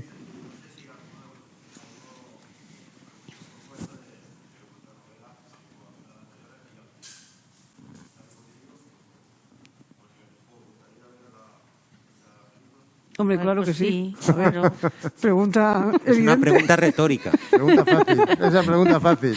Hombre, a ver, ¿a quién no?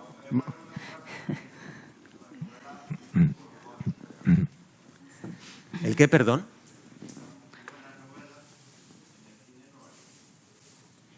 Es que no te... Es que lo que hay... se te Bueno, oye pero bien. al final, aunque luego la película no cuadre, siempre te pueden decir es que el libro está mucho mejor y siempre te van de alguna manera es un escaparate. Entonces, pues sí, que hagan todas las adaptaciones que sean necesarias, pero que esté en el cine.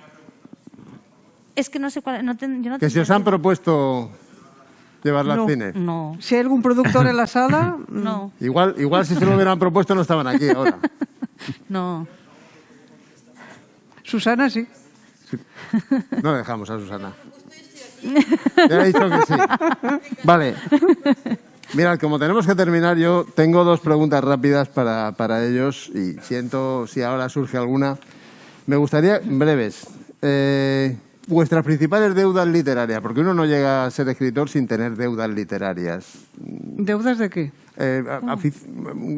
Aficiones, me refiero a lecturas, autores que os hayan marcado, que os hayan gustado. Uy, la lista es muy larga. Bueno, no Bueno, sé. vamos a siempre hay tapar. alguno que dices por encima de...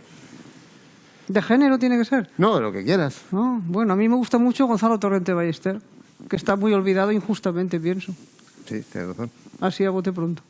Muy bien. Javier, Yo soy omnívoro, como de todo. pero hay algún... Desde que era pequeño yo empecé con los tebeos, luego con los cómics, las novelas de aventuras. Lo que más leo hoy por hoy y desde hace muchos años es poesía y novela negra, pero me gustan todos los géneros. Hay libros que de pronto no me gustan y los abandono, otros que me han marcado. ¿Pero algún nombre Pues que mira, digas, que te venga a la cabeza? muchas veces lo cito, el Conde de Montecristo, como un título que lo tiene absolutamente todo, ¿no? Me parece que en esa novela no se puede definir mejor al ser humano, ¿no? Que como lo hizo él en esa novela, porque como ya te digo, tiene todos los elementos, ¿no? Que conforman la vida de una persona. Muy bien. Y bueno, pues ese sí sería un autor referencial, pero hay otros muchos que me gustan, ¿no? Paco, Sí, a mí me gusta, por ejemplo, William Riley Burnett, porque es el que inventó el la novela negra con protagonismo para los gásteres, ¿no? Pero luego ha habido autores después que me han gustado más, porque en definitiva en los libros de William Raleigh Burnett al final siempre había un mensaje: si te metes a delincuente la cagas. Y eran novelas que eran muy buenas porque eran ascenso desde abajo hasta arriba, hasta la cumbre de los gáster, pero luego siempre el gáster caía. Y en ese sentido luego llegó Chester Himes y luego llegó Donald Westlake y tal, y ahí ya no había mensaje, eran novelas de las que a mí me gustan, de atracos y de cosas, ¿no? Y luego yo estoy también en deuda porque, como ha dicho Javier, yo también era lector de tebeos y lector de aquellas novelas de Marcial Lafuente Estefanía, de Silver Kane, novelas del oeste, que en definitiva, cuando se inventó la novela negra, lo que se hizo es transponer el género del western a la novela negra. Se sustituyeron los indios por los gásters, los soldados por la policía y el oeste por la ciudad. Y estoy en deuda con eso también. Natalia. A ver, muchos, pero de pequeña me marcó muchísimo Michael Ende, con La historia interminable. Fue como... Momo. Momo Bueno. me flipó, casi más que la historia, ¿sabes? Pero... Y luego ya así un poco de mayor, Umberto Eco. Durante años, no me preguntes por qué, pero El péndulo de Foucault era mi libro de cabecera. ¿A ti también te gusta? Me flipa. A mí me flipa, pero es que yo no encontré a nadie que le guste. Yo... Ya, pues por eso. Pues luego tomamos una caña y hablamos Vale. sobre... Pero siento que este es el comienzo de una gran amistad. Por último, ellos no van a decidir, pero me gustaría que vendierais vuestras novelas brevemente al público. Natalia, empieza tú. Yo qué sé. ¿Por qué tendrían que leer Alas de venganza? Porque si quieren pasar un buen rato, simplemente, ¿sabes? O sea, yo no escribo para hacer disertaciones ni para que la gente haga cosas, ¿no? Simplemente pues pasas un buen rato, te distraes y, bueno, porque me han dicho que es una novela que engancha desde las primeras páginas y que no puedes dejar de leer y que pese a tener casi 500 páginas se lee muy rápido. Y entonces, bueno, pues si queréis entrar en la mente de un psicópata y de un asesino en serie y de un policía un poco amargado y de una comisaria potente, pues ahí está Alas de venganza. Bueno. Y bueno, y si os apetece daros un paseo por La Rioja, que luego igual os entran ganas de conocerla, pues oye, ahí está también. Muy bien. Paco.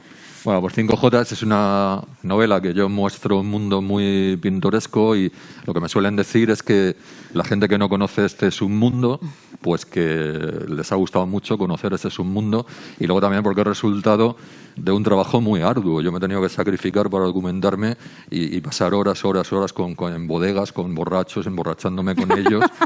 Y entonces creo que eso al final se nota y la novela pues es de gran calidad y bueno, aparte de que muestro un mundo sórdido y con desesperanza y tal, le pongo también, yo creo, mi granito de sentido del humor, ¿no? Entonces la gente que se lee mis novelas también me suelen decir que se ríen mucho, ¿no? Y se lo pasan bien. Javier. Bueno, pues mi novela yo creo que tiene, yo es lo que buscaba cuando la escribí, tiene todos los elementos que a un lector de novela negra le pueden interesar, ¿no? El primero tiene misterio, un misterio por resolver, tiene sorpresas, tiene momentos de acción, tiene una historia de amor o dos, tiene relaciones entre personas y tiene sobre todo un canto a la esperanza, incluso, como te decía antes, en los momentos más terribles, ¿no? Graciela. Pues nada, El salto de la araña es una novela que pudiéramos calificar una novela psicológica, pienso yo. Es una novela en la que un chico, Javier, como decía antes, pues lo que hace es que explica su historia, cómo conoció a Alba, qué es lo que sucedió en esa familia, qué es lo que pasó aquella noche en Vilafamés, las consecuencias que tiene ello. Y además Javier reflexiona pues, sobre la justicia, sobre lo que es el Código Penal, sobre si realmente se pueden superar las tragedias, los dramas, como decía antes Antonio. Y bueno, es mi novela más breve. O sea, es una novela que no llega a las 200 páginas. Y bueno, yo creo que la podéis leer de un tirón, la podéis leer muy rápido. Es una novela muy real, muy auténtica y sobre todo es una novela honesta, que es la última frase que dice el personaje, que dice que he sido sincero y he contado mi historia. Y eso es lo que he hecho en esta novela. Como ven, 4 grandes autores, todos con motivos más que suficientes para ganar un premio que lamentablemente solo se va a llevar uno. Así que denles un aplauso antes de que lo entreguemos. Gracias.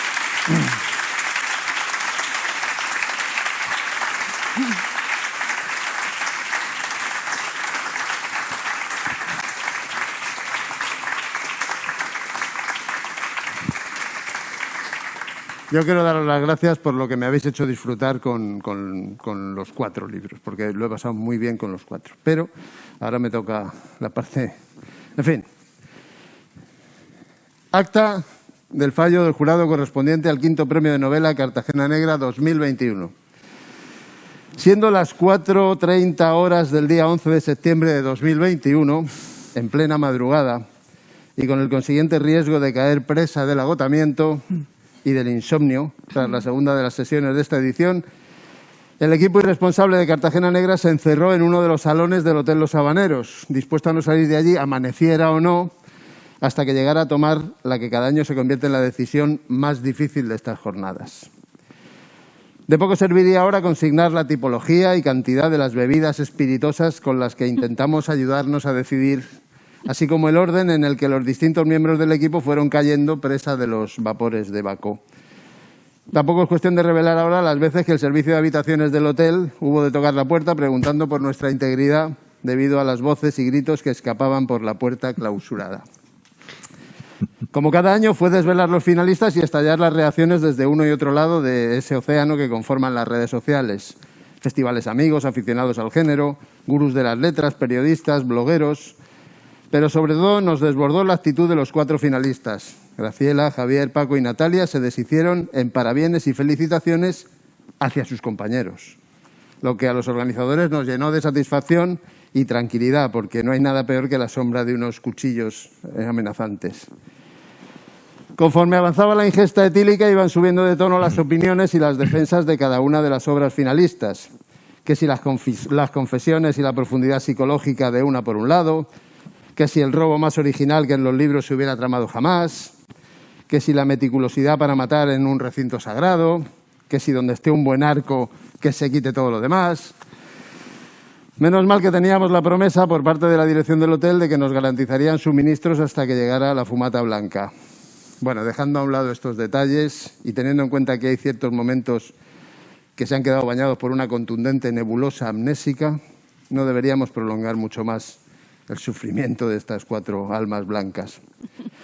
El caso es que la alborada entraba ya bajo el quicio de la puerta, algunos miembros del equipo irresponsable yacían donde lograron acomodar sus huesos y entonces logramos alcanzar un veredicto injusto y doloroso, seguramente, pero también ecuánime porque cualquiera de las 4 obras acumulaba méritos sobrados para obtener el galardón. Méritos como los siguientes: el perfil psicológico de quien se ve atormentado por un acontecimiento terrible y demoledor, que además se suma al deterioro que había vivido previamente una pareja, y todo ello camino de un juicio. La potencia de un personaje como el Banderines, la idea de cometer el robo más disparatado jamás concebido, y todo en un barrio de Madrid que su autor ha convertido ya en inolvidable. El sentimiento de derrota que deja un asesino cuando parece que triunfa, el dolor de unas heridas y el salto en el tiempo desde una época tan fecunda literariamente como la Transición española. El deseo de venganza, la determinación de un asesino en serie que no respeta ni lo más sagrado y la forma en la que un paisaje lleno de atractivos puede ser el marco de las más terribles muertes. Y esos eran algunos de los méritos, porque las 4 obras acumulan muchos más. Una escritura cuidada y potente, con sorpresas, con atenciones, guiños hacia el lector. Pero el alba exigía ya la toma de una decisión firme y así tuvimos que hacerlo, como si fuéramos vampiros de la novela negra, antes de que los rayos del sol empezaran a deshacernos y volvernos cenizas. Hoy lamentamos no poder entregar 4 premios, de verdad, porque estas 4 personas maravillosas nos han hecho pasar un rato mágico, además de los que ya nos regalaron con su escritura. Pero solo una de ellas puede ganar, así que al final de la noche decidimos que quien ganaría el 5º Premio de Novela Cartagena Negra iba a ser Javier Menéndez Flores por su novela Todos nosotros.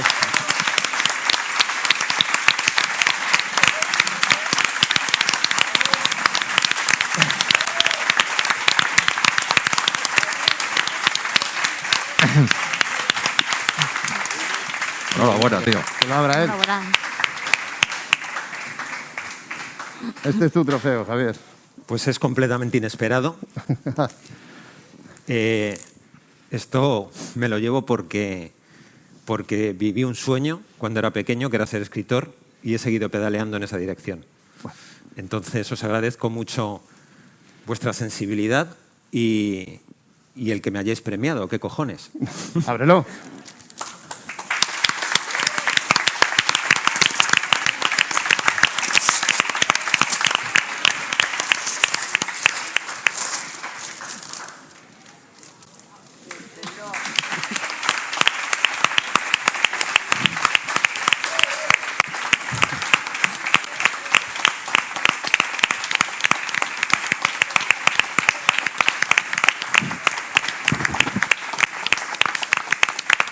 Muchas gracias a todos por venir.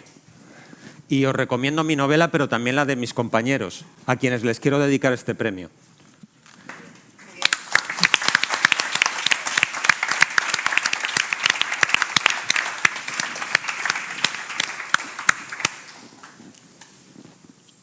Bueno, antes de finalizar, darle la enhorabuena, por supuesto, a Javier y a Graciela y a Paco y a Natalia, que lo ratifico, no solo nos han hecho pasar un rato maravilloso, sino que son grandes escritores, cuya lectura les recomiendo a todos. Paco, ¿tiene algo que decir? Porque nos tenemos que ir.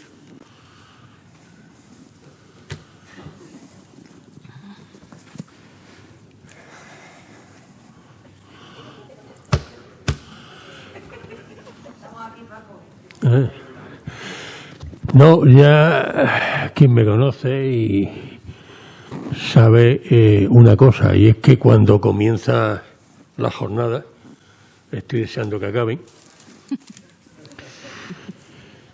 y cuando acaban, me quedo hecho una piltrafa.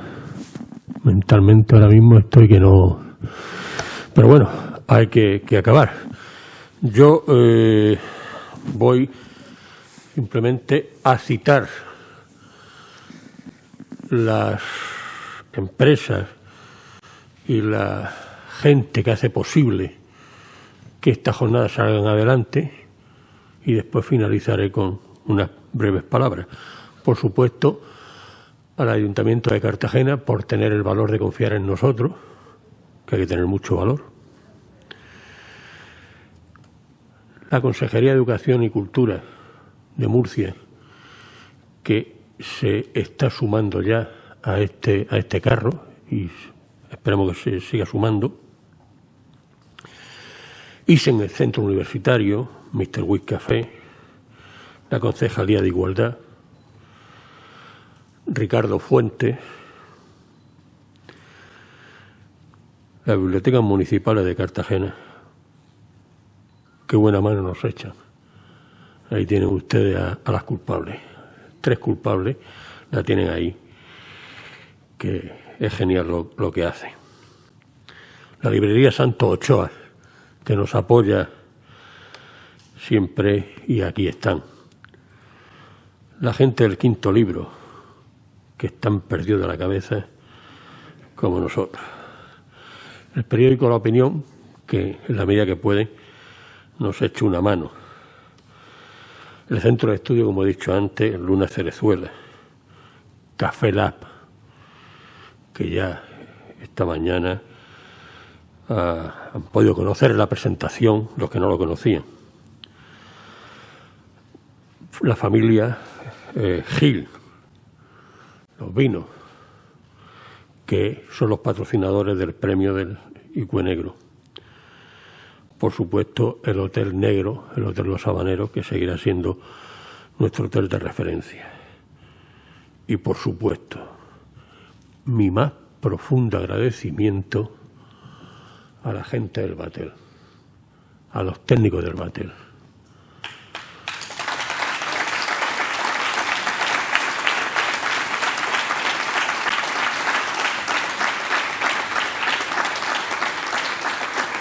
Y otro gran aplauso a Crea Visual. Me han llegado mensajes de distintos sitios, el último me ha llegado esta tarde desde Madrid. Qué bien, qué sonido, qué imágenes, qué rato, qué buena transmisión. Es decir, así que por favor, otro aplauso para que era visual.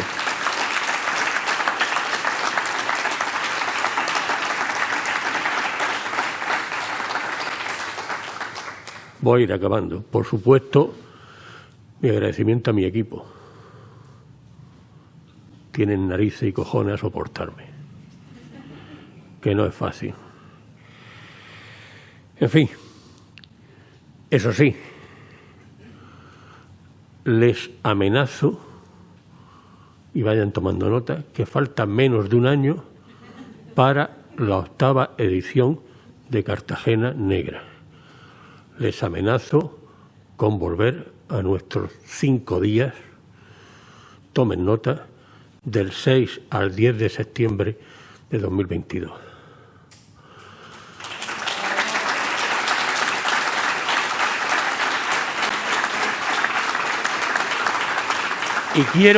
Y quiero que tomen nota de una cosa. Si después de la edición de 2022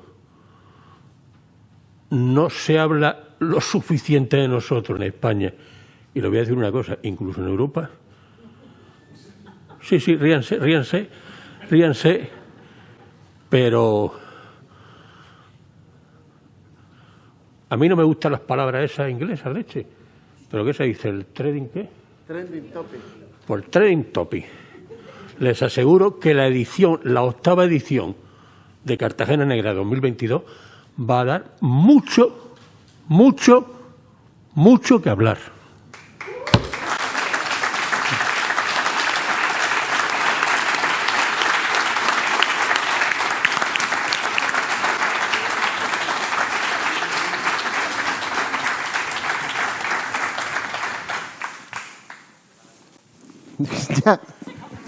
Ya.